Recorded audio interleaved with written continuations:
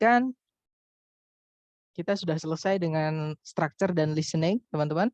Hari ini kita akan menuju materi pertama ya, mengenai reading atau di reading. Dan reading ini nanti teman-teman akan dapat di bagian terakhir dari TOEFL ITP ya. Jadi urutannya adalah yang pertama itu listening dulu 50 soal, kemudian structure 40 soal, kemudian ada reading 50 soal ya, teman-teman.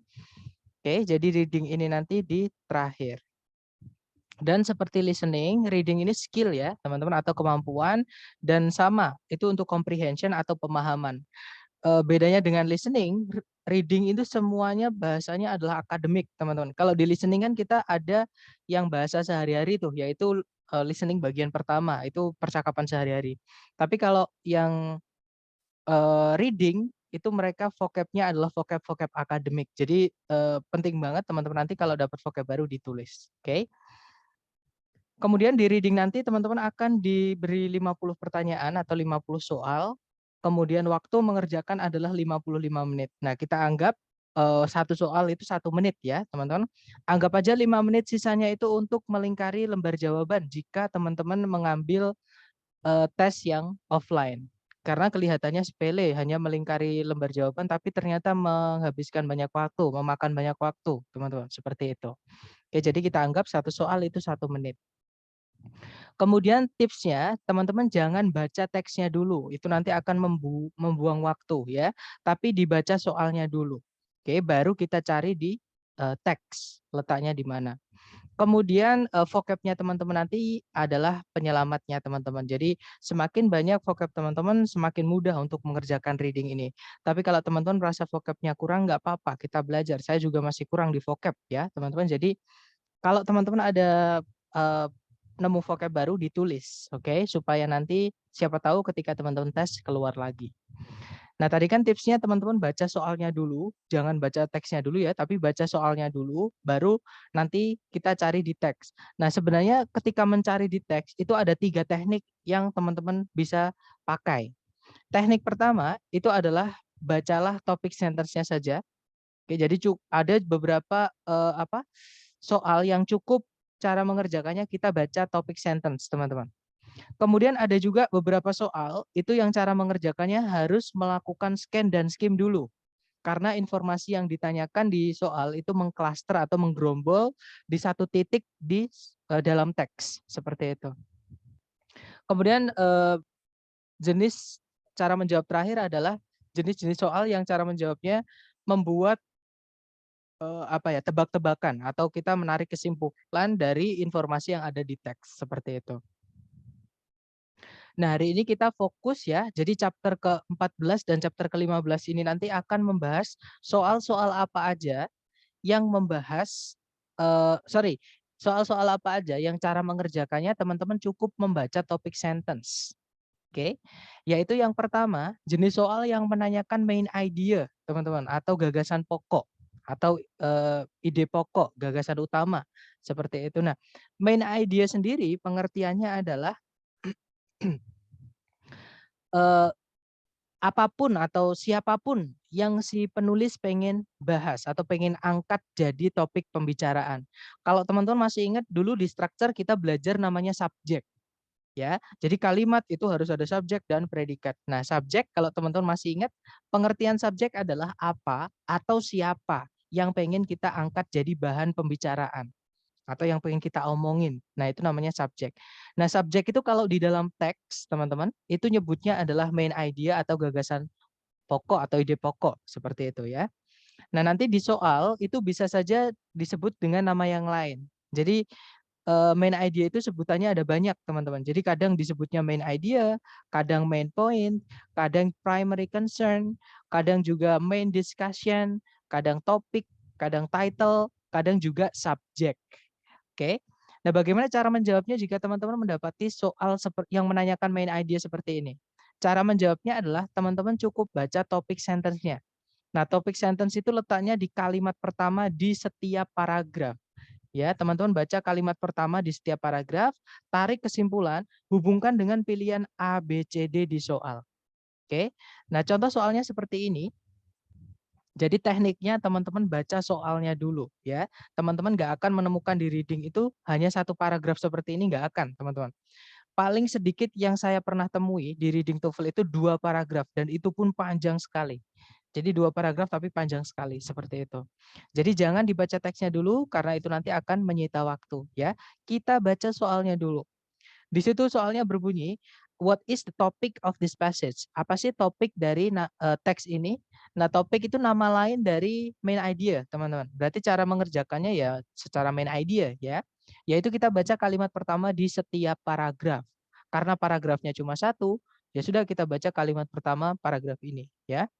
Kalimatnya berbunyi, dalam filsafatnya John Dewey, sebuah perbedaan yang nampak atau yang jelas itu dibuat antara kecerdasan dan kemampuan menggunakan logika.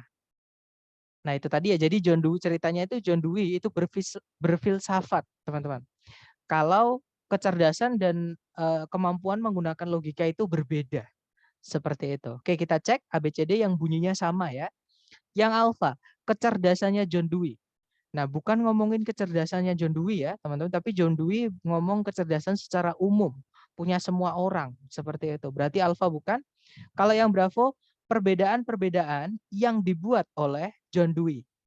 Nah, perbedaan tentang apa? Ini nggak jelas. Nah, John Dewey itu pasti membedakan banyak hal, bukan cuma kecerdasan dan eh, kemampuan menggunakan logika. Kalau yang Bravo ini terlalu nggak jelas ya, teman, atau terlalu liar. Jadi perbedaan tentang apa ini nggak jelas, berarti Bravo nggak bisa. Kalau yang Charlie, ide-idenya Dewey mengenai kemampuan menggunakan logika. Nah, yang di dalam teks tadi yang disebutkan bukan cuma kemampuan menggunakan logika saja, tapi juga kecerdasan. Kalau kita masukkan yang Charlie atau kita pilih yang Charlie, ada informasi yang hilang atau informasi yang nggak dianggap, nggak boleh, teman-teman. Ya, kalau yang Delta, bagaimana kecerdasan itu berbeda dari kemampuan menggunakan logika dalam karya-karyanya Dewey. Nah, ketemu ya, jawabannya adalah yang Delta, seperti itu. Nah, dari contoh soal tadi mungkin ada yang ingin ditanyakan, teman-teman, silakan.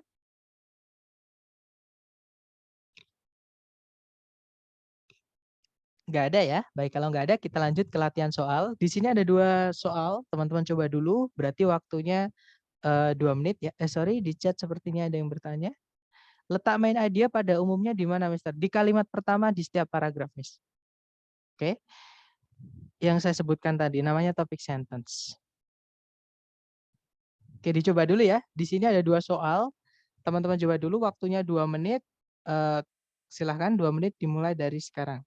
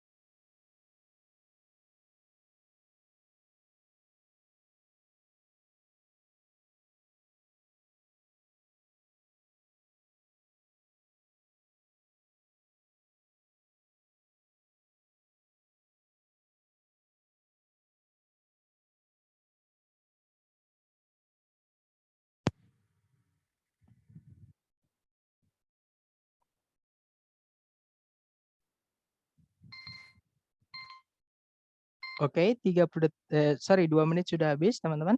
Silahkan yang sudah nemu jawaban boleh dikirim di chat dulu, nanti kita bahas bersama. Oke, sepertinya belum ada yang nemu. Baik, nggak apa-apa, kita bahas bersama, teman-teman. Di situ nomor 1 pertanyaannya adalah, yang manakah di antara A, B, C, D berikut ini yang paling mendeskripsikan topik dari teks di atas? Nah, karena yang ditanyakan topik ya, kita baca kalimat pertama setiap paragraf. Karena cuma satu paragraf, ya sudah, kita baca kalimat pertama saja. Kalimat pertama berbunyi, Fort Knox yang terletak di Kentucky merupakan situs dari sebuah benteng militer Amerika Serikat.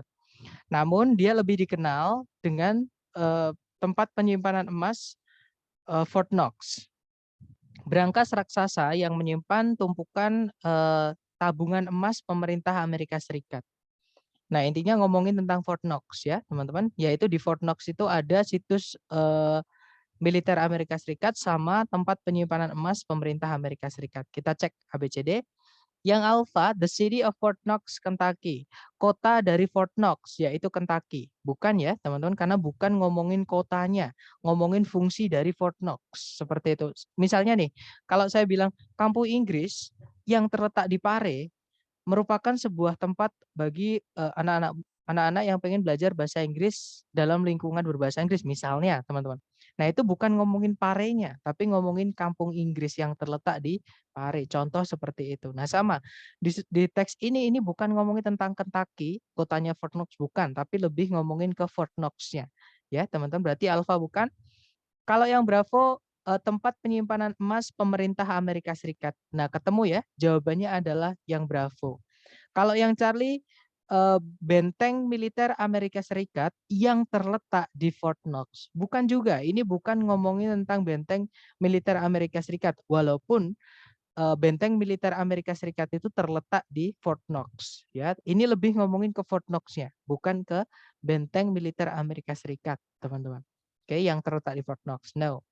Oke, berarti Charlie bukan. Kalau yang Delta batangan emas atau emas batangan. Nah, bukan ya, bukan ngomongin emas batangan, tapi ngomongin suatu tempat namanya Fort Knox. Seperti itu, teman-teman. Ya sudah, berarti jawabannya adalah yang Bravo. Kemudian nomor 2, yang manakah di antara A, B, C, D berikut ini yang merupakan judul yang paling tepat untuk teks di atas? Sama, judul itu nama lain dari main idea atau topik. Ya, letaknya di topik sentence tadi, kalimat pertama tadi, yang ngomongin tentang Fort Knox. Ya, kita cek A, B, C, D. Yang alpha, berangkas beton raksasa. Nah, tiba-tiba berangkas beton raksasa, padahal ini ngomongin suatu tempat, teman-teman. Alpha bukan ya. Kalau yang Bravo, keamanan Fort Knox atau tingkat keamanan Fort Knox. Nah, bukan cuma ngomongin tingkat keamanannya aja. Mungkin tingkat keamanan juga disebutkan, tapi intinya bukan tingkat keamanannya, tapi fungsi dari Fort Knox, teman-teman. Bravo bukan ya. Kalau yang Charlie, di mana pemerintah Amerika Serikat menyimpan emas-emasnya? Jawabannya adalah Fort Knox. Nah, berarti ketemu jawabannya yang Charlie ini, teman-teman. Oke, Fort Knox merupakan di mana pemerintah Amerika Serikat menyimpan emas-emasnya. Kalau yang Delta, sebuah kunjungan ke kota Kentucky. Bukan ya, bukan siapa yang kunjungan, tidak ada. Terus juga bukan ngomongin Kentucky juga. Ini ngomongin ke Fort Knox, seperti itu. Berarti Delta bukan, jawabnya berarti adalah yang Charlie. Ya, teman-teman. Mungkin ada pertanyaan dulu dari 2 soal ini tadi, sebelum lanjut ke soal berikutnya. Nggak ada ya, atau nanti ketika teman-teman ada boleh chat, boleh juga langsung unmute aja, langsung tanyakan. Oke. Next, number 3 and number 4, dicoba dulu waktunya waktunya 2 menit, dimulai dari sekarang, silahkan teman-teman.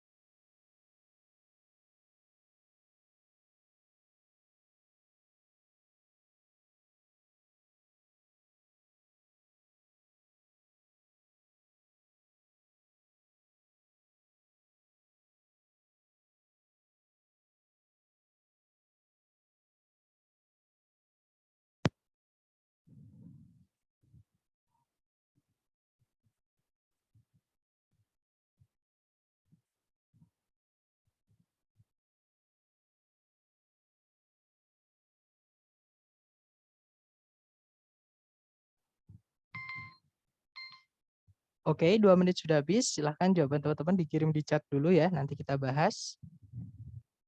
Oke, ada Bravo Alpha, dan semua menjawab Bravo Alpha. Baik, kita cek bersama. Di situ nomor 3 pertanyaannya, yang manakah di antara berikut ini yang paling menyatakan subjek dari teks di atas ini? Nah, kita baca subjek berarti kalimat pertama ya, teman-teman. Kalimat pertama berbunyi, salah satu karakteristik penanda atau penentu jenis-jenis mineral adalah tingkat kekerasan relatif mereka, yang bisa ditentukan dengan cara menggoreskan satu jenis mineral dengan yang lainnya. Oke, kita cek. Yang alfa tingkat kekerasan dari berlian. Bukan ya, teman-teman. Diamonds di sini mungkin salah satu dari mineral, tapi ini bukan cuma ngomongin diamonds. Oke, berarti alfa bukan. Mungkin diamond ada di dalam teks ini, tapi teks ini ngomongin semua mineral ya, bukan cuma diamond. Pasti teman-teman kalau baca sampai habis nemukan selain diamond juga. Walaupun diamond juga mungkin ada ya. Kalau yang Bravo menentukan jenis-jenis mineral dengan cara tes gores. Nah, ketemu jawabannya adalah yang Bravo ya, teman-teman. Karena di kalimat pertama disebutkan tadi identifying karakternya atau cara menentukannya, cara mengidentifikasi itu dengan cara digores dengan mineral yang lain seperti itu. Berarti jawabannya Bravo. Kemudian nomor 4, main idea atau ide pokok dari teks ini adalah bahwa, berarti kalimat pertama juga yang tadi ya, teman-teman, kita cek ABCD. Yang alpha, the hardness of a mineral can be determined by its ability to make a mark on other minerals. Jadi tingkat kekerasan suatu jenis mineral itu bisa ditentukan dari kemampuannya untuk meninggalkan bekas atau tanda pada mineral yang lain. Nah, ketemu jawabannya adalah yang alpha ya, teman-teman, karena ada kesamaan makna dari kalimat pertama tadi. Oke.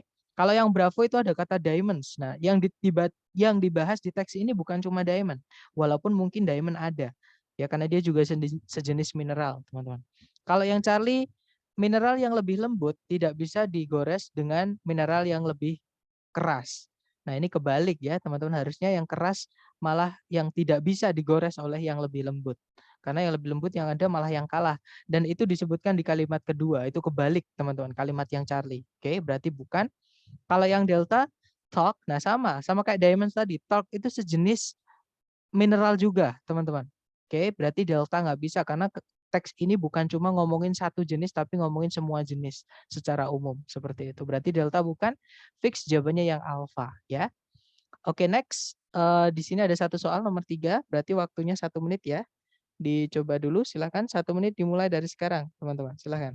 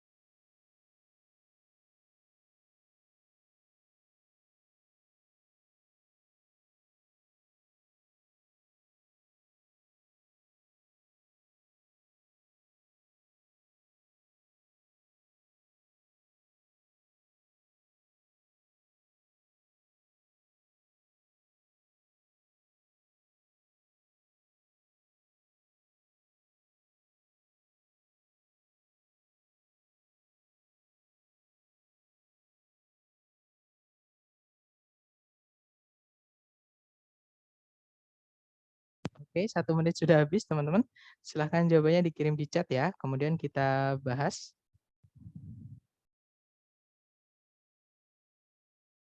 Oke, ada jawaban alfa, alfa, baik, semuanya menjawab alfa ya.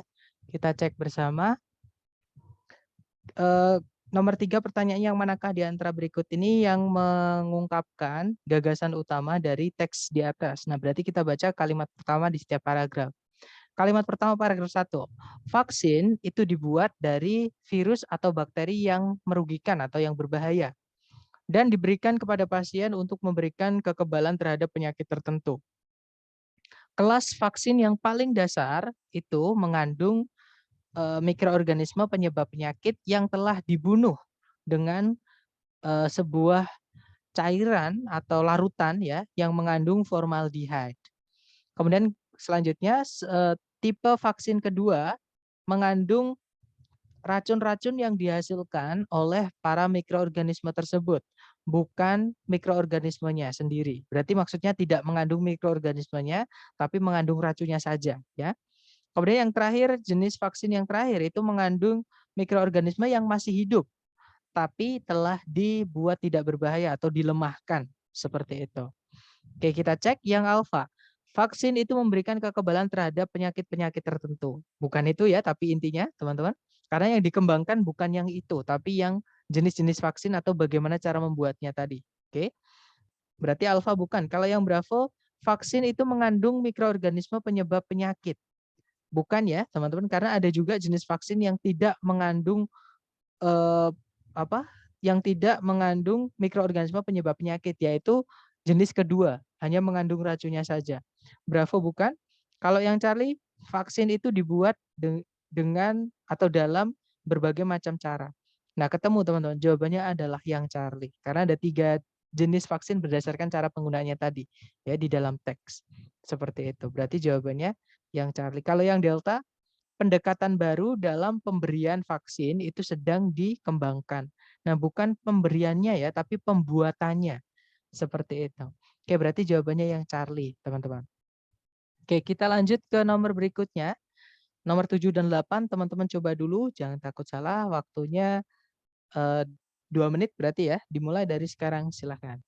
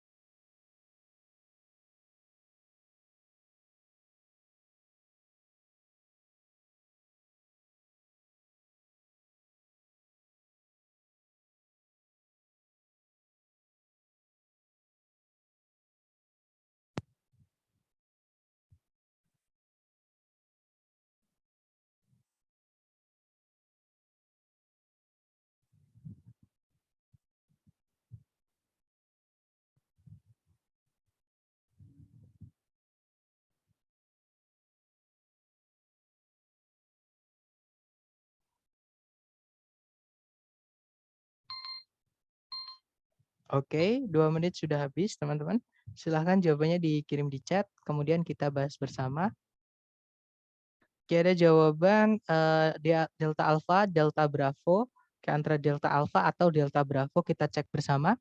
Nomor 7 pertanyaannya, topik dari teks ini itu bisa dideskripsikan sebagai yang ditanyakan topik, berarti kita baca kalimat pertama setiap paragraf. Kalimat pertama paragraf 1 berbunyi, sebuah hoax tidak seperti kesalahan yang sebenarnya atau murni, merupakan sejenis atau sebuah rencana yang sengaja disusun untuk menyajikan sebuah kebohongan sebagai sebuah kenyataan. Paragraf kedua, sebuah hoaks ilmiah yang terkenal terjadi di tahun 1912 ketika Charles Dawson mengaku telah menemukan sebuah tengkorak manusia dan tulang rahang di Piltdown Common di Inggris bagian selatan. Paragraf terakhir, membutuhkan lebih dari 40 tahun supaya hoax tersebut terungkap. Nah, berarti di sini ngomongin tentang hoax ya, teman-teman, kita cek Yang alpha tidak ada kata hoax sama sekali, alpha bukan. Bravo juga tidak ada kata hoax atau yang artinya sama dengan hoax, nggak ada ya. Bravo bukan. Yang Charlie, yang Anthropus Dawson ini nggak ada hoaxnya. Charlie bukan. Jawabannya adalah yang delta, teman-teman. Satu-satunya pilihan yang menyebutkan kata hoax. Ya, jadi yang delta itu sebuah definisi dari hoax itu di paragraf pertama dan contoh dari hoax itu di paragraf kedua dan paragraf ketiga. Ya sudah, berarti nomor 7 jawabannya yang delta. Kemudian nomor 8, gagasan utama atau ide pokok dari penulis adalah bahwa, nah berarti sudah kita baca tadi kalimat pertama setiap paragraf yang nyeritain tentang hoax ya. Dan A, B, C, D yang nyebutkan tentang hoax itu cuma satu yang membahas tentang hoax, teman-teman. Yaitu yang alfa. Ya sudah, berarti nomor 8 jawabannya adalah yang alfa. Ya, berbagai jenis hoax itu telah atau pernah dilakukan seperti itu. Karena yang Bravo, Charles Dawson menemukan, nah, teks ini bukan ngomongin tentang Charles Dawson, teman-teman. Charles Dawson itu hanya sebagai contoh saja, ya, kalau dia itu pernah melakukan hoax seperti itu, ya, di tahun 1912 seperti sampai terkenal katanya seperti itu. Berarti Bravo bukan. Kalau yang Charlie juga sama, ini ngomongin Charles Dawson. Sedangkan teks itu bukan ngomongin Charles Dawson, tapi ngomongin hoax. Charles Dawson itu hanya sebagai contoh saja. Ya, Charlie bukan. Kalau yang Delta, tengkorak manusia dan tulang rahang sama, bukan ngomongin tengkorak manusia dan tulang rahang.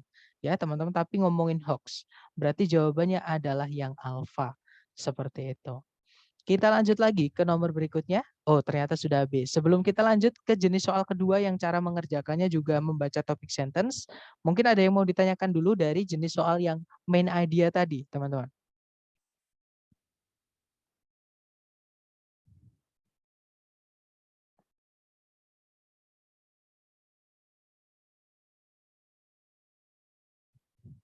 Nggak ada ya?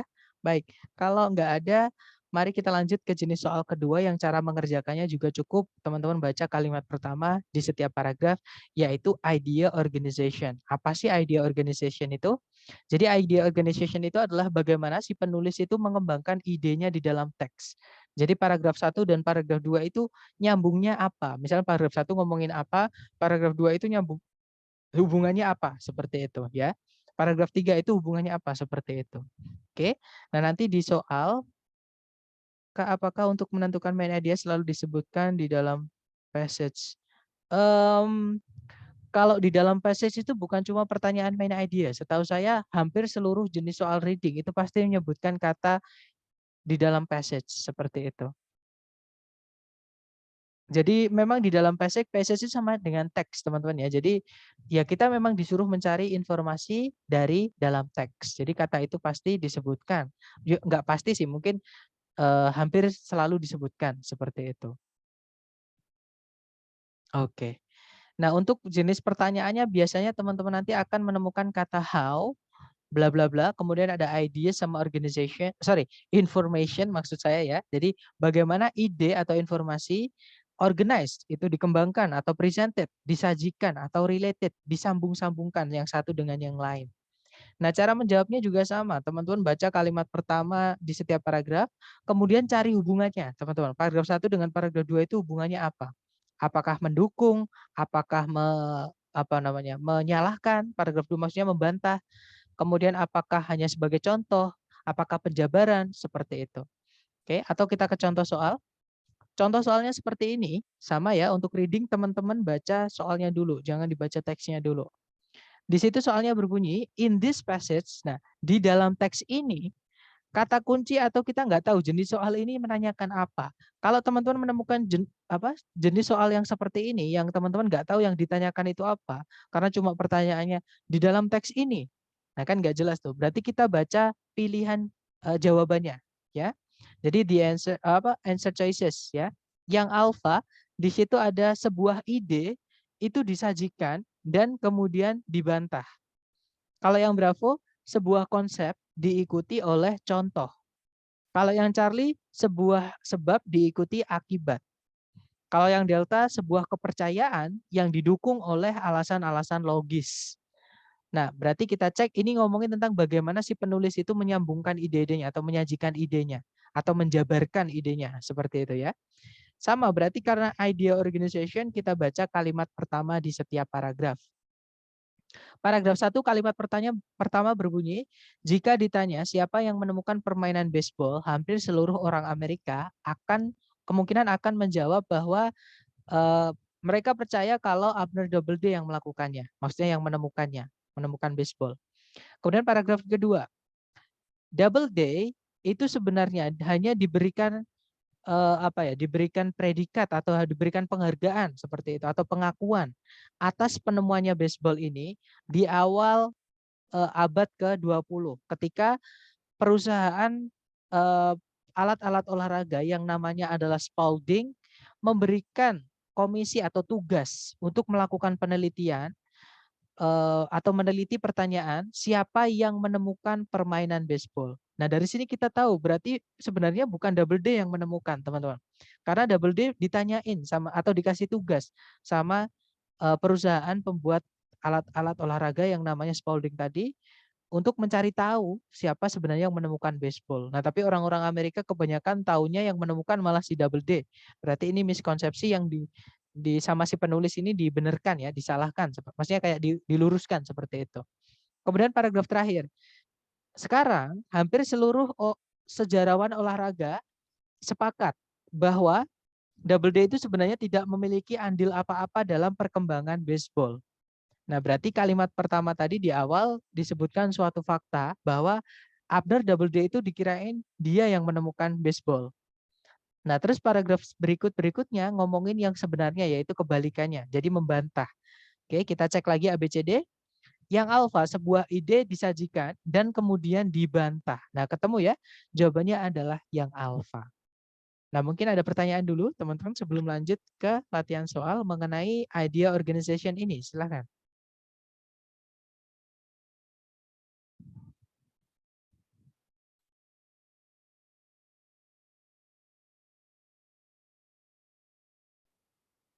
Nggak ada ya, teman-teman? Baik, kalau nggak ada, kita akan lanjut ke latihan soal. Di sini ada satu soal, berarti 1 menit ya, teman-teman. Dicoba dulu, jangan takut salah. 1 menit. Sekarang silahkan.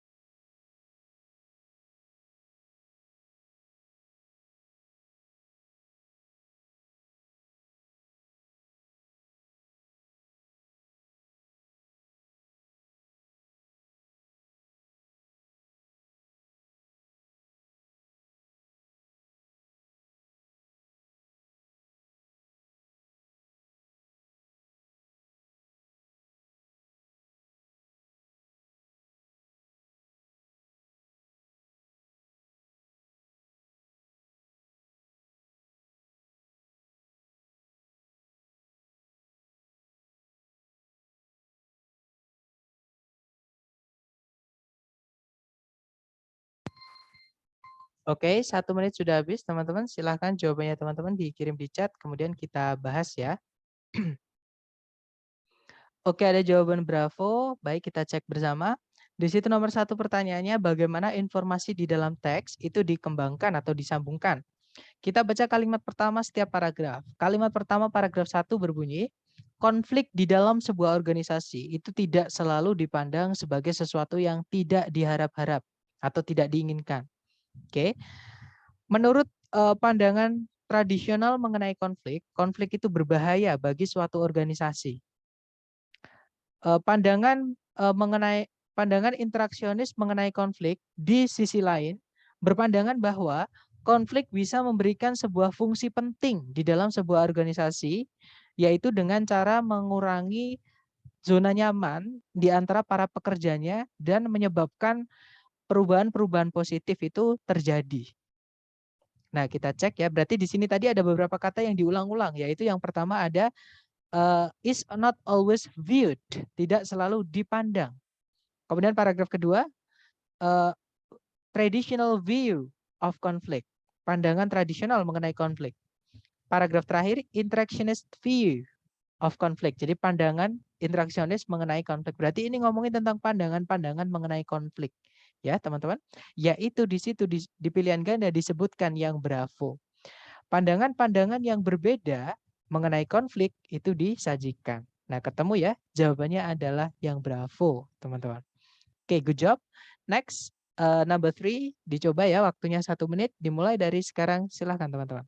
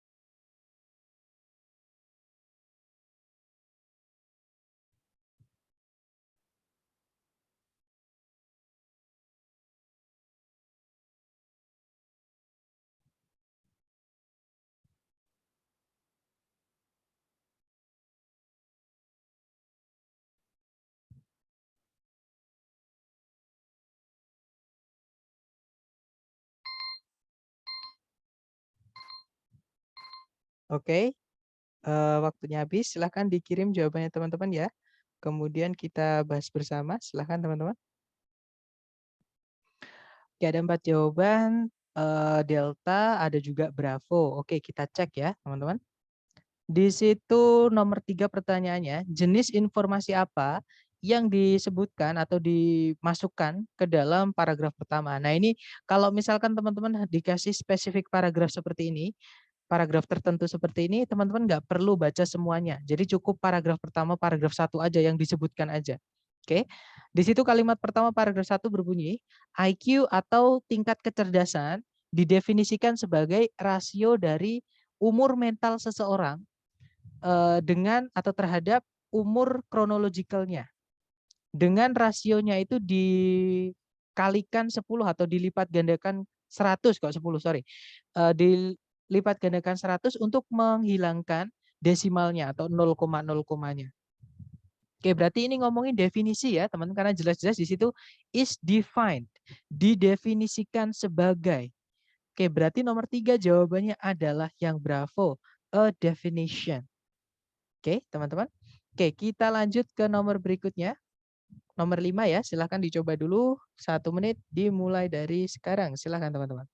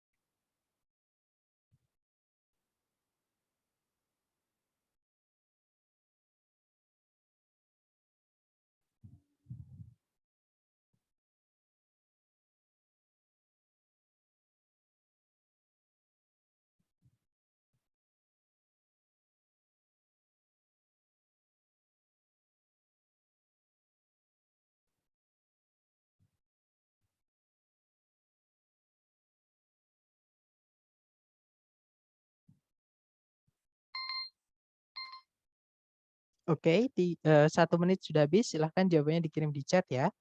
Oke, ada jawaban alfa. Mari kita cek bersama. Di situ nomor 5 pertanyaannya adalah bagaimana informasi di dalam teks dikembangkan. Oke, kita baca kalimat pertama setiap paragraf. Kalimat pertama paragraf 1 berbunyi, danau terbesar di Amerika Serikat bagian barat adalah Great Salt Lake. Sebuah danau air asin yang terletak di tengah daratan di bagian barat laut dari Utah. Tepat di luar ibu kota negara bagian Salt Lake City. Paragraf kedua, meskipun danau Great Salt Lake itu dialiri oleh sungai-sungai air tawar, dia sebenarnya itu lebih asin dibandingkan seluruh samudra di dunia ini. Kemudian paragraf terakhir, Great Salt Lake itu bisa berubah-ubah atau bervariasi ukurannya dari ukuran normalnya yaitu 1.700 mil persegi bergantung pada kondisi cuaca yang berkepanjangan. Oke, berarti intinya di sini ngomongin tentang danau terbesar di Amerika Serikat bagian barat yaitu Great Salt Lake ya, teman-teman. Yang mana dia itu paling asin di antara semua lautan padahal dia cuma danau. Kemudian yang di kalimat terakhir ukurannya juga bisa berubah-ubah. Kita cek ABCD. Yang alfa, two unusual characteristics of the Great Salt Lake are discussed. Dua karakteristik yang tidak biasa dari Great Salt Lake itu dibahas. Nah, ketemu ya. Jawabannya adalah yang alfa, teman-teman. Kalau yang Bravo teori yang bertentangan mengenai Great Salt Lake. Nah, sama sekali nggak ada teori yang bertentangan. Bravo bukan ya. Bahkan tidak ada ngomongin teori, teman-teman. Kalau yang Charlie proses bagaimana Great Salt Lake itu mendapatkan garamnya itu disebutkan. Mungkin ada di teks, tapi teks ini bukan hanya membahas tentang itu. Oke, itu hanya paragraf 2 saja. Sedangkan kalau yang ditanyakan seluruh paragraf ya harus semuanya harus diikutkan, teman-teman. Berarti Bravo bukan, Charlie bukan. Kalau yang Delta alasan-alasan dari variasi-variasi dalam ukuran Great Salt Lake diberikan. Nah, bukan cuma ukurannya yang dibahas, tapi asinnya juga ya. Terus dia itu juga danau terbesar juga. Delta bukan, teman-teman, karena nggak lengkap. Berarti jawabannya yang paling tepat adalah yang alfa. Oke, lanjut lagi ke nomor. Oke, ternyata sudah habis untuk yang idea organization atau jenis soal kedua yang cara mengerjakannya juga cukup membaca topik sentersnya, teman-teman. Nggak perlu dibaca semua. Sebelum kita lanjut ke jenis soal terakhir yang cara mengerjakannya juga dari topik sentence, mungkin teman-teman ada pertanyaan dulu, silakan.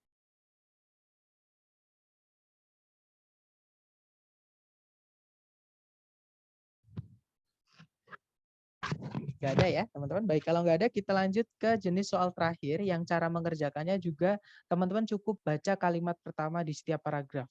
Oke. Nah, yaitu jenis soal yang menanyakan tone atau emosi atau suasana hati atau nuansa yang dituangkan penulis di dalam teks. Itu tone ya, teman-teman. Kalau purpose itu adalah maksud dari penulis, menulis teks tersebut. Kalau course itu mata kuliah atau bidang keilmuan apa yang nanti membahas topik yang diangkat atau yang dibicarakan tersebut. Seperti itu. Nah, nanti di soal, cara mengenali jenis soal ini, itu nanti akan disebutkan, teman-teman. Kalau menanyakan tone, ya tone gitu disebutkan. What is the tone misalkan? Apa sih tone dari teks ini? Kalau nggak gitu, kalau menanyakan course misalkan, mata kuliah atau bidang keilmuan, itu disebutkan juga, in what course? Di mata kuliah apa? Seperti itu. Kemudian kalau menanyakan purpose juga disebutkan, the author's main purpose atau the author's purpose. Jadi maksud penulis seperti itu. Oke. Nah, cara menjawabnya kalau pertanyaannya mengenai tone, teman-teman cek di kalimat pertama di setiap paragraf itu penulis menyebutkan tidak vocab-vocab yang menggambarkan emosinya dia. Misalnya apakah ada penyebutan kalau eh, menakutkan. Kalau menakutkan berarti penulis takut. Misalkan menyedihkan berarti penulis sedih. Misalnya seperti itu. Menyenangkan, oh berarti penulis senang. Misalnya seperti itu. Kalau enggak, teman-teman enggak menemukan vocab-vocab seperti itu yang menggambarkan emosi, artinya si penulis ini netral. Hanya ingin menginfokan ke pembacanya ya mengenai topik yang dia bahas. Seperti itu. Kemudian yang kedua itu purpose ya teman-teman atau maksud. Nah, kalau maksud sama, teman-teman nanti baca kalimat pertama di setiap paragraf, kemudian tarik suatu kesimpulan, kemudian dihubungkan dengan pilihan ABCD, mana yang nyambung dengan kesimpulan yang teman-teman tarik. Seperti itu. Kemudian yang terakhir itu course, bidang keilmuan atau mata kuliah ya, teman-teman. Jadi bidang keilmuan apa yang membahas teks tersebut, teman-teman hubungkan vocab-vocab yang dipakai dengan di mata kuliah yang ada di pilihan ganda. Oke, atau contoh soalnya seperti ini, teman-teman. Misal nomor 1 di situ menanyakan purpose ya atau maksud penulis di dalam teks ini. Oke. Nah, berarti kita baca kalimat pertama. Kalimat pertama berbunyi In Cold Blood yang ditulis oleh Truman Capote di tahun 1966 merupakan sejenis contoh atau sebuah contoh yang terkenal dari novel non-fiksi. Sebuah jenis karya tulis populer yang berdasar pada kejadian-kejadian faktual atau kejadian nyata di mana penulisnya itu berusaha untuk mendeskripsikan atau menyajikan latar belakang atau apa ya, penyebab-penyebab yang melatar belakangi, pikiran-pikiran yang melatar belakangi, dan emosi-emosi yang menggiring pada kejadian sebenarnya. Seperti itu. Oke, berarti ini ngomongin tentang suatu contoh dari novel non-fiksi ya, teman-teman, yaitu In Cold Blood-nya Truman Capote. Oke, kita cek ABCD. Yang alfa membahas sebuah contoh dari sejenis genre sastra tertentu. Nah, ketemu langsung. Jawabannya adalah yang alfa. Karena memang di situ disebutkan In Cold Blood itu adalah sebuah contoh saja dari novel non-fiksi. Ya. Kalau yang Bravo memberitahu cerita tentang In Cold Blood. Nah, ketika kita baca kalimat pertama tadi, kita nggak tahu ceritanya In Cold Blood apa. Berarti bukan itu yang dibahas, ya teman-teman. Berarti Bravo bukan. Kalau yang Charlie menjelaskan alasan-alasan Truman Capote dalam penulisan In Cold Blood. Nah, ketika kita baca topik sentence tadi, kita nggak tahu alasan Truman Capote kenapa menulis In Cold Blood. Ya, berarti Charlie bukan, teman-teman. Kalau yang Delta mendeskripsikan bagaimana Truman Capote itu meneliti novel non-fiksinya, yaitu In Cold Blood. Bukan juga ya, kita nggak tahu bagaimana dia menelitinya, nggak ada, teman-teman, di topik sentence. Berarti Delta bukan.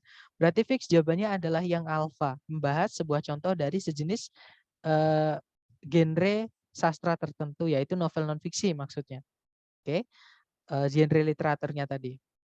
Oke, itu untuk purpose ya, teman-teman. Yang kedua, yang manakah di antara berikut ini yang paling mendeskripsikan tone? Nah, nuansa atau perasaannya penulis ke dalam teks. Nah, kita baca topik sentence tadi tidak ada sama sekali penulis menuliskan emosinya. Artinya penulisnya netral, hanya pengen memberitahu saja, teman-teman, atau hanya ingin memberikan ilmu saja ke pembacanya. Seperti itu. Kita cek ABCD ya. Yang alpha cold itu kejam, bukan ya. Kalau yang Bravo sadistik itu sadis, bukan juga. Yang Charlie emotional, campur aduk emosi. Misalkan kita baca itu kita jadi marah, kita sedih, kita senang. Nah, itu emotional. Bukan ya, teman-teman. Kalau yang delta deskriptif, nah ketemu jawabannya adalah delta. Karena si teks ini atau penulis ini hanya pengen mendeskripsikan sesuatu, yaitu sejenis contoh novel non-fiksi tadi, yaitu novelnya Truman Capote judulnya In Cold Blood. Oke, berarti jawabannya delta.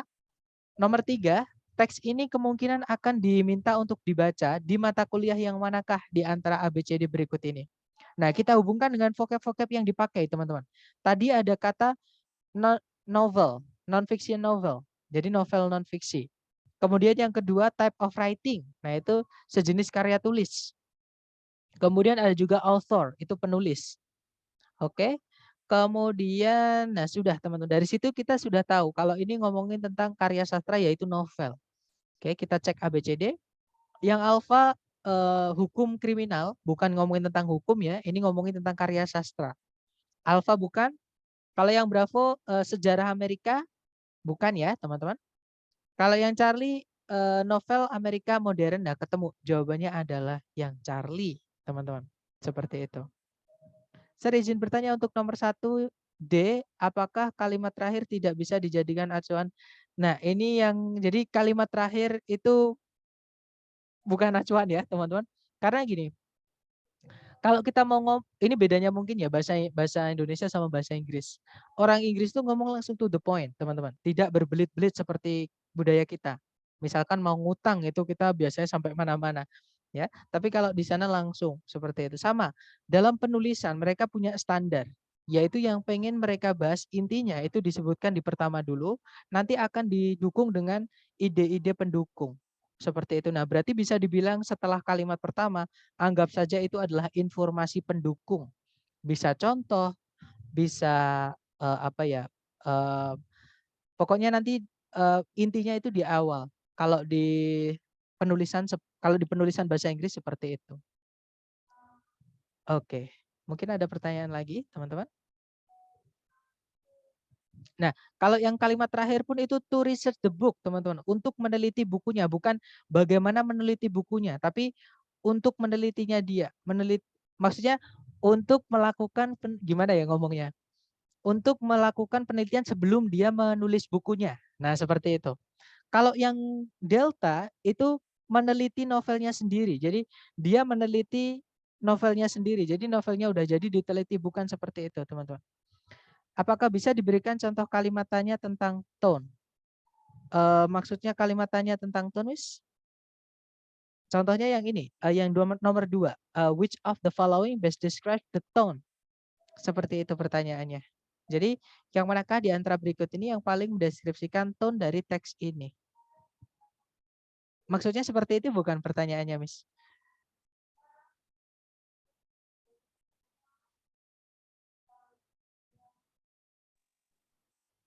Halo? Izin, Sir.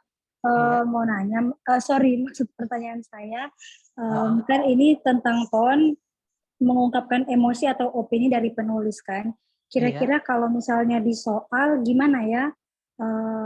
Penulisan di soal itu seperti apa? Di soal cerita maksudnya, Sir. Di soal cerita, penulisan soalnya, Kamis. Maksudnya soalnya berbunyi seperti apa? Seperti itu. Iya, Sir, isi dari ceritanya, Sir.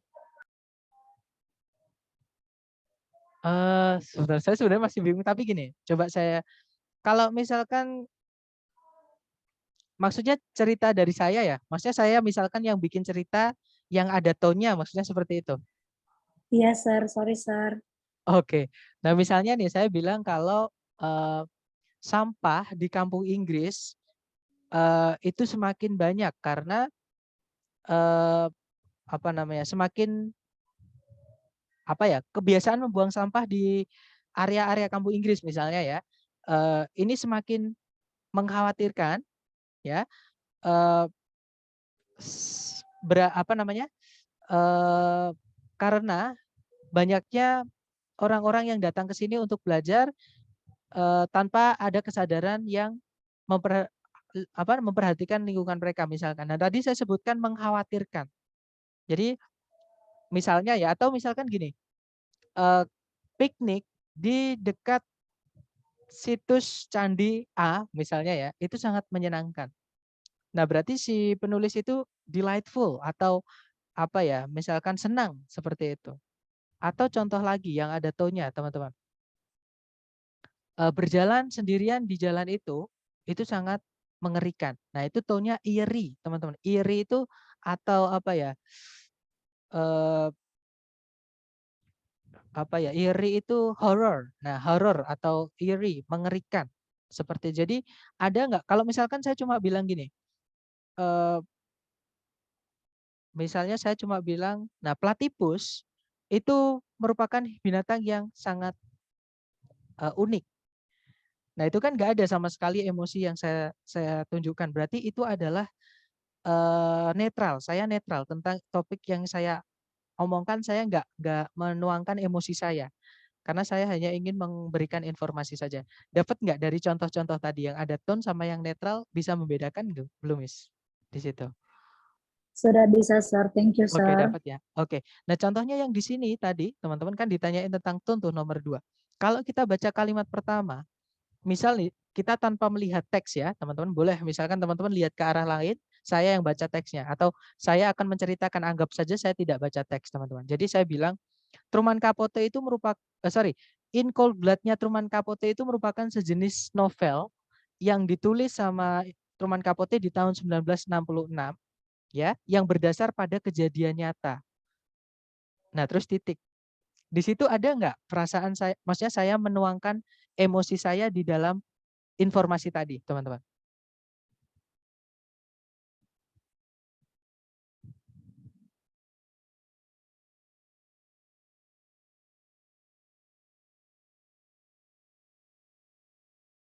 Sorry, gimana, Sir? Coba ya, teman-teman, lihat ke arah lain ya, teman-teman. Jangan lihat layar sambil dengarkan saya.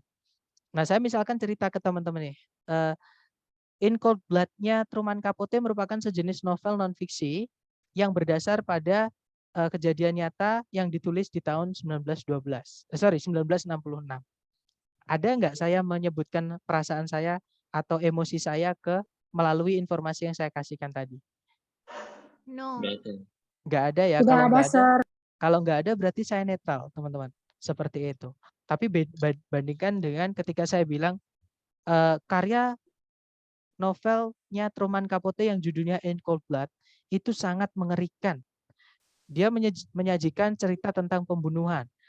Misalnya ya, pembunuhannya bukan pembunuhan biasa, tapi memang psikopat. Misalnya seperti itu. Nah, saya tadi menyebutkan ada kata mengerikan. Artinya saya memberikan tanda ke pembaca saya, itu adalah perasaan yang saya ingin tuangkan ke dalam teks tersebut, teman-teman. Oke, seperti itu. Jadi itu bedanya atau tone itu seperti itu. Tapi kalau teman-teman nggak menemukan emosi-emosi di kalimat pertama di setiap paragraf, ya sudah berarti penulisnya itu netral. Cek di ABCD yang tidak ada unsur emosi sama sekali, ya teman-teman. Seperti itu. Atau daripada teman-teman membayang-bayangkan ya, kita ke latihan aja. Teman-teman coba dulu, jangan takut salah. Di sini ada 3 soal, waktunya 3 menit. Dimulai dari sekarang, silahkan teman-teman.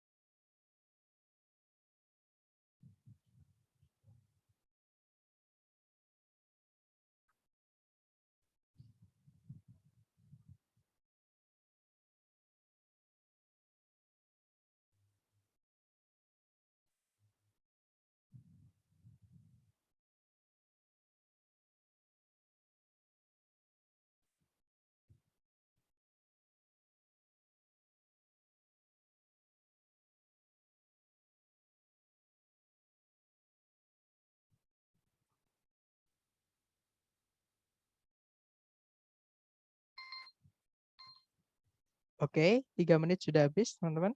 Silahkan dikirim dulu jawabannya ya, jangan takut salah. Kita nanti akan bahas bersama supaya teman-teman tahu, misalkan kalau salah, salahnya bagaimana.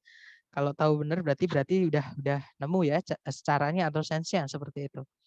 Oke, ada jawaban DDA, ACB, DCB, DDC. Oke, kita cek ADA juga, kita cek bersama. Di situ nomor 4 pertanyaannya adalah yang manakah di antara berikut ini yang paling mendeskripsikan maksud dari si penulis di dalam teks ini. Nah, kita baca kalimat pertama di setiap paragraf, kita pahami terus kita hubungkan dengan pilihan ABCD ya. Kalimat pertama paragraf 1 berbunyi, hingga saat ini pengakuan-pengakuan yang telah didapat dari terduga atau terdakwa di bawah keadaan dihipnotis itu belum diakui sebagai barang bukti oleh pengadilan-pengadilan di Amerika Serikat. Paragraf kedua, sebuah kasus sengketa lahan yang membawa-bawa pengakuan yang didapat dari pengaruh hipnotis itu dibawa langsung ke pengadilan tinggi Amerika Serikat. Nah, intinya di sini ngomongin kalimat pertama paragraf 1 dan kalimat paragraf kedua ini ada kesamaan, yaitu ngomongin tentang pengakuan yang didapat dari hipnotis di dalam ranah hukum atau di pengadilan. Ya, teman-teman, kita cek ABCD. Yang alfa untuk menjelaskan detail-detail dari sebuah kasus pengadilan tertentu.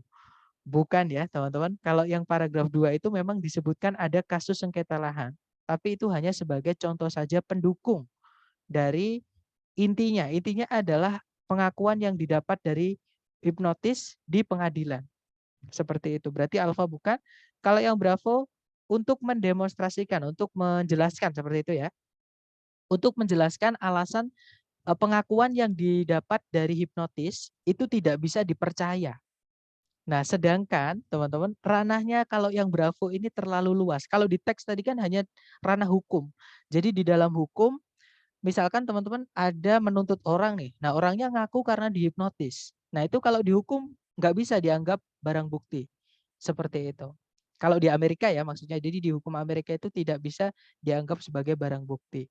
Seperti itu. Nah, kalau di luar bagaimana? Di luar hukum itu belum tentu. Kita nggak tahu karena di teks ini ranahnya hanya di dalam pengadilan saja. Nah, kalau kita pilih yang bravo itu seolah-olah semua pengakuan yang didapat dari hipnotis entah dihukum entah bukan itu semuanya tidak bisa dipercaya. Nah, itu jadi pukul rata, nggak bisa ya teman-teman. Atau itu nanti lari dari teks. Teksnya hanya cakupannya atau skopnya itu hanya ke hukum. Oke, berarti bravo bukan. Kalau yang Charlie, to clarify the role of the Supreme Court in invalidating confessions from hypnotized subjects. Untuk memperjelas peran dari pengadilan tinggi. Nah, dari sini udah kelihatan bukan, teman-teman. Karena bukan ngomongin peran dari pengadilan tinggi, tapi lebih ngomongin ke pengakuan-pengakuan yang didapat dari hipnotis di dalam hukum atau di dalam pengadilan. Charlie bukan. Kalau yang Delta untuk menjelaskan status hukum dari pengakuan-pengakuan yang diperoleh secara hipnotis. Nah, ketemu ya, saya ulang lagi. Untuk menjelaskan status hukum atau status legal dari pengakuan-pengakuan yang diperoleh secara hipnotis. Ketemu ya, teman-teman. Jadi ada confessions, hipnotis, sama hukum. Seperti itu, berarti jawabannya yang delta yang mencakup di situ. Karena A, B, C semuanya udah nyeleneh atau apa ya, bukannya apa ya, nyeleweng seperti itu dari intinya yang kalimat pertama setiap paragraf tadi atau topik sentence ya. Kemudian nomor 5, tone dari teks ini bisa dideskripsikan sebagai, nah ini yang tadi ya, tone itu teman-teman ada nggak si penulis menuliskan emosinya dia di dalam teks atau perasaan dia di dalam teks. Di kalimat pertama paragraf 1 tadi sama sekali tidak ada penulis menyebutkan vocab-vocab bagaimana perasaan dia. Oke, di kalimat pertama paragraf kedua itu juga nggak ada, teman-teman. Berarti si penulis ini netral. Dia hanya bersifat ingin memberi ilmu saja atau memberi informasi saja. Oke, kita cek ABCD. Yang alpha, outraged, itu artinya mengamuk, marah, marah besar. Bukan ya, penulis sama sekali tidak ada keterangan dia marah. Kalau yang bravo, judicial, itu dia menjudge atau seolah-olah menyalahkan ini, menyalahkan itu. Bukan ya, teman-teman.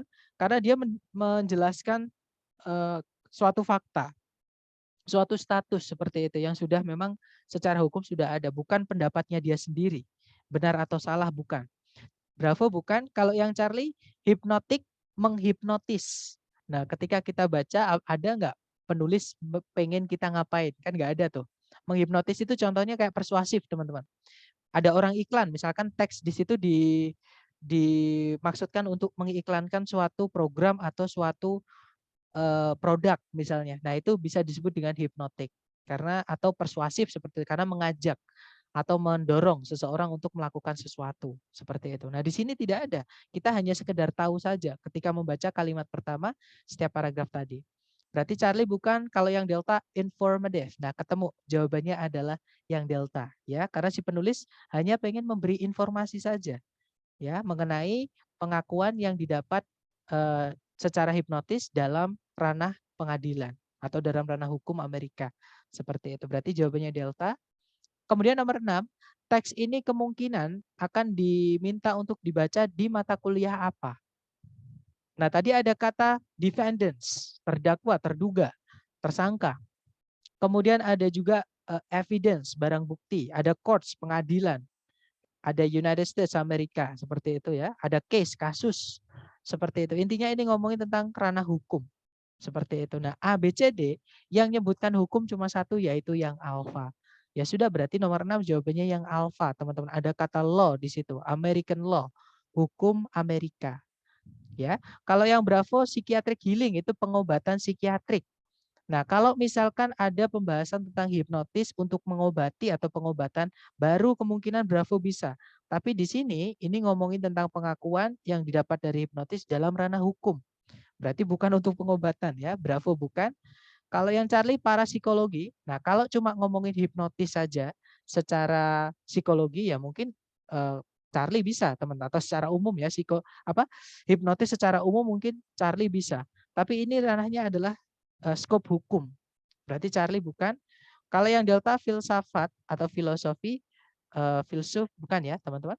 Jawabannya adalah yang alfa. Seperti itu. Gimana? Mungkin masih ada yang teman-teman masih mengganjal nih, atau ada yang mau ditanyakan dulu sebelum lanjut ke 3 soal terakhir, silakan.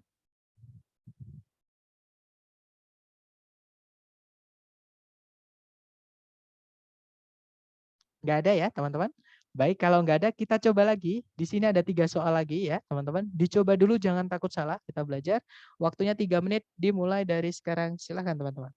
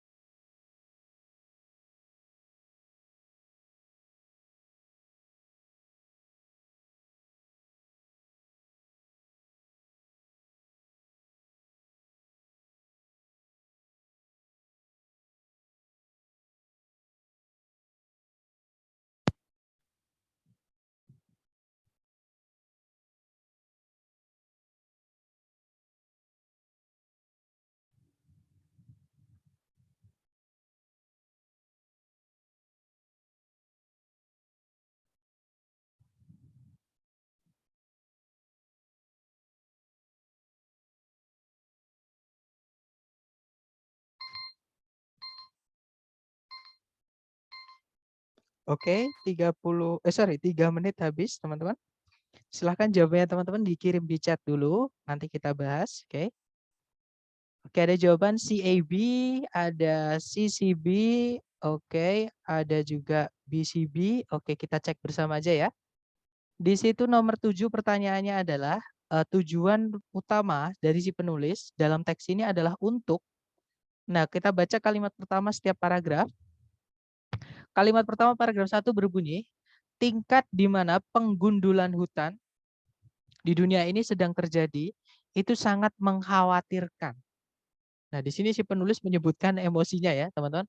Dengan menyebutkan kata alarming, sangat mengkhawatirkan. Nah, ini nanti memudahkan kita menjawab tone, pertanyaan yang mengenai tone. Oke, kita cek dulu paragraf kedua. Sebagian besar dari penggundulan hutan terjadi di hutan-hutan tropis di negara-negara berkembang yang didasari oleh kebutuhan negara-negara berkembang atas meningkatnya lahan agriculture dan keinginan atau kebutuhan dari sebagian negara maju untuk mengimpor kayu dan produk-produk kayu. Nah, di sini ngomongin tentang penggundulan hutan ya, teman-teman. Kalimat pertama paragraf 1 dan 2 itu ngomongin tentang penggundulan hutan. Kita cek ABCD. Yang alfa mensitasi atau Mengsitasi itu mengutip. Jadi mengutip statistik mengenai sebuah improvement. Improvement itu perbaikan, bukan ya teman-teman. Ini ngomongin tentang penggundulan hutan yang semakin mengkhawatirkan.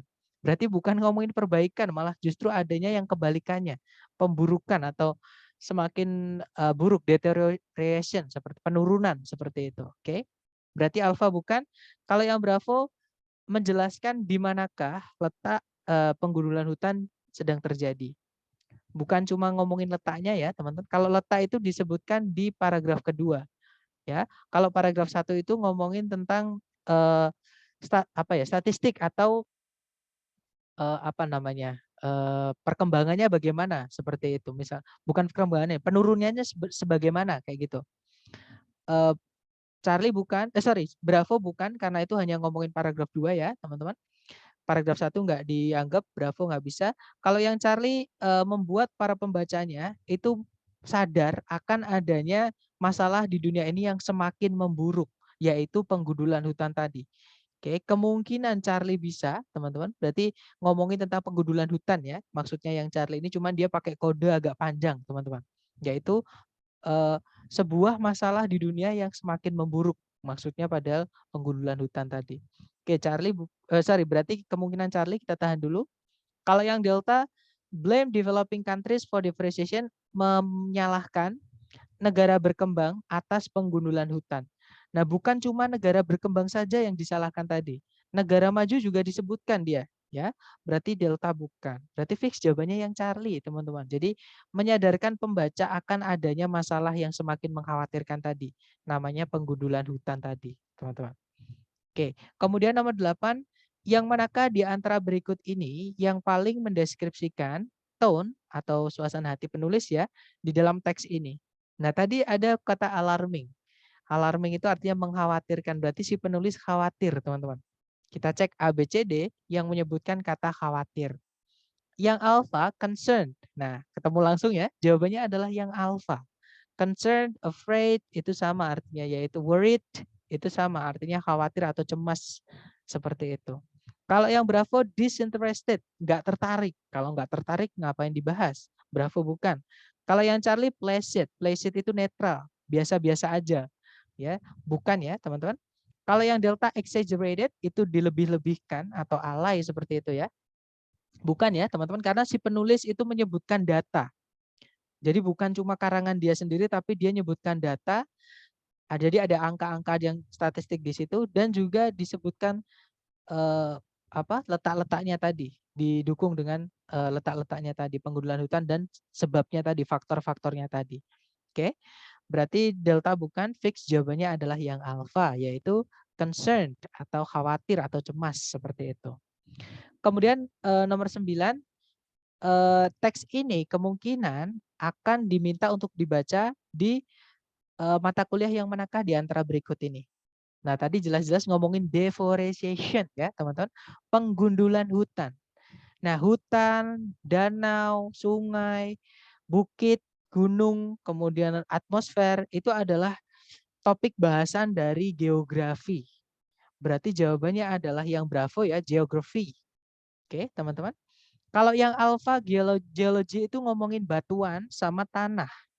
Oke, alfa bukan karena ini ngomongin hutan, teman-teman. Kalau yang Charlie geometri itu setahu saya, kalau saya nggak salah ya, dia adalah bangun ruang. Nah itu dibahasnya kalau saya nggak salah di matematika. Charlie bukan. Kalau yang delta marine biology itu adalah biologi air laut. Sama sekali tidak ada disebutkan tanaman air laut, tidak ada hewan laut, tidak ada algae juga ya. Itu ngomongin tentang hutan. Masalah mengenai penggudulan hutan seperti itu. Berarti jawabannya adalah yang bravo. Geografi seperti itu. Nah, itu tadi adalah ketiga jenis soal yang cara mengerjakannya teman-teman nggak usah baca seluruh teks. Nanti daripada bingung dengan informasi-informasi supporting ideas atau informasi pendukung. Ya, teman-teman cukup baca kalimat pertama di setiap paragraf atau namanya topic sentence. Karena disitulah si penulis menyebutkan inti dari setiap paragraf tersebut. Nah, nanti teman-teman inti-inti yang sudah dibaca tadi disimpulkan, hubungkan dengan pilihan ganda seperti itu. Sebelum saya akhiri nih, mungkin ada yang masih ingin ditanyakan dari teman-teman atau kalau ada yang bingung tolong ditanyakan ya, teman-teman. Silakan.